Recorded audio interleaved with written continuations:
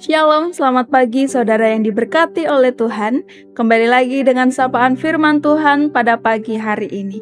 Sebelum kita membaca dan merenungkan sabda firman Tuhan, mari kita datang kepada Tuhan dalam doa. Kita berdoa. Tuhan Allah Bapa kami yang bertahta dalam kerajaan surga yang mulia, kami mengucap syukur Tuhan pada pagi hari ini. Kami boleh menikmati setiap kasih anugerah yang Tuhan limpahkan dalam kehidupan kami.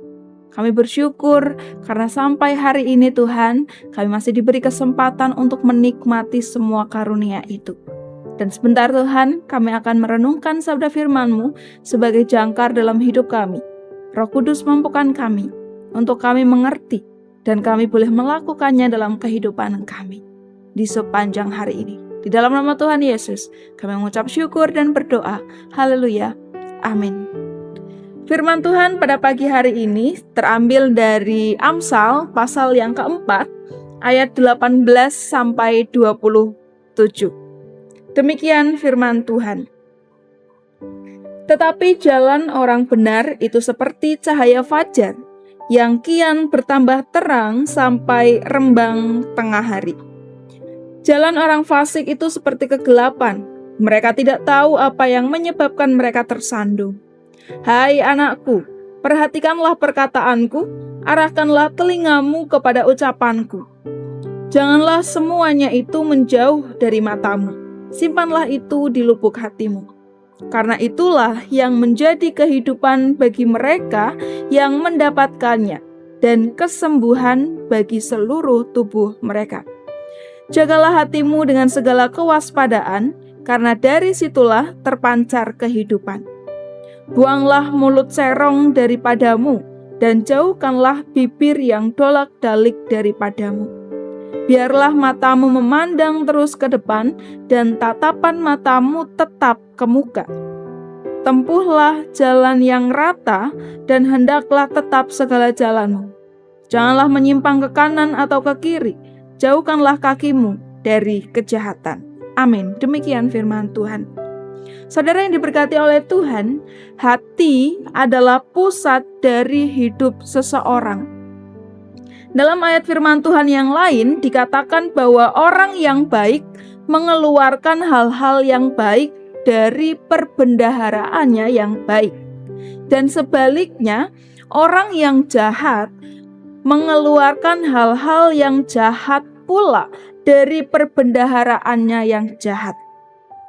Jadi semua yang dilakukan manusia, baik tindakan, pikiran, ataupun perkataan, itu semua berasal dari hati.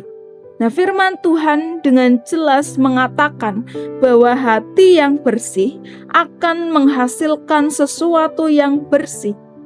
Dan hati yang jahat pun akan menghasilkan sesuatu yang jahat pula.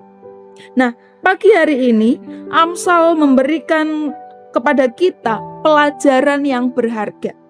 Dan pelajaran ini bukan hanya untuk kita dengar dan pahami saja, melainkan harus kita hayati, harus kita renungkan dan menjadikannya sebagai pusat dalam kehidupan kita.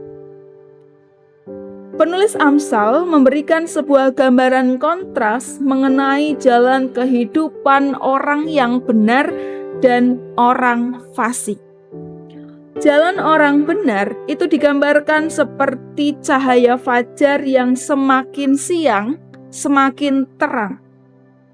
Cahayanya yang terang tidak dapat redup sampai tengah hari, bahkan seolah-olah berhenti bergerak, namun terus bercahaya. Tetapi jalan orang fasik itu seperti kegelapan.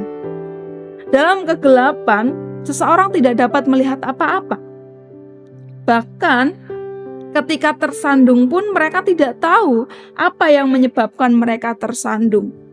dan seperti orang yang bebal yang tidak dapat melihat dan menilai dirinya sendiri. Nah, ayat 23 menjadi kunci bagi semua pelajaran ini. Kepada setiap kita dikaruniakan hikmat, dan hikmat itu memberikan hidup.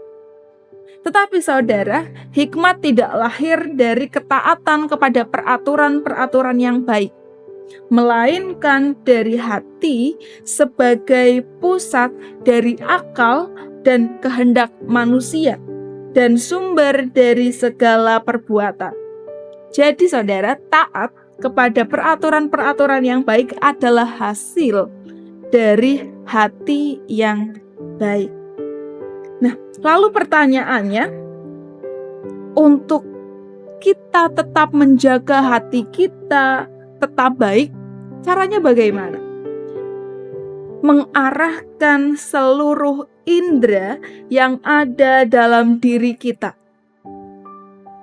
Mata untuk memperhatikan, telinga untuk mendengar, mulut untuk tetap memperkatakan hal-hal yang baik, tidak mencibir, dan juga tidak mengucapkan perkataan dusta. Kemudian mata yang terus memandang ke depan, dan kaki yang terus berjalan dalam jalan kebenaran.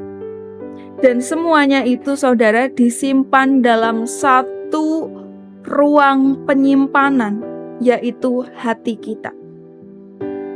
Dan yang paling utama adalah jangan mengandalkan kekuatan kita sendiri. Libatkan Tuhan dalam pemeliharaan hati kita. Undang Roh Kudus untuk terus menjaga hati kita tetap bersih. Karena dari hati itu terpancar kehidupan. Dan jangan biarkan cahaya itu padam. Peliharalah terus agar cahaya yang ada dalam hati kita, ada dalam diri kita, itu bercahaya terang. Dan biarlah setiap hal yang kita kerjakan, hati kita terus berpusat kepada Kristus. Sehingga apapun yang kita kerjakan, apapun yang kita lakukan, menunjukkan siapa sebenarnya diri kita. Amin. Tuhan Yesus memberkati. Selamat beraktivitas saudara, selamat berkarya. Tuhan Yesus memberkati.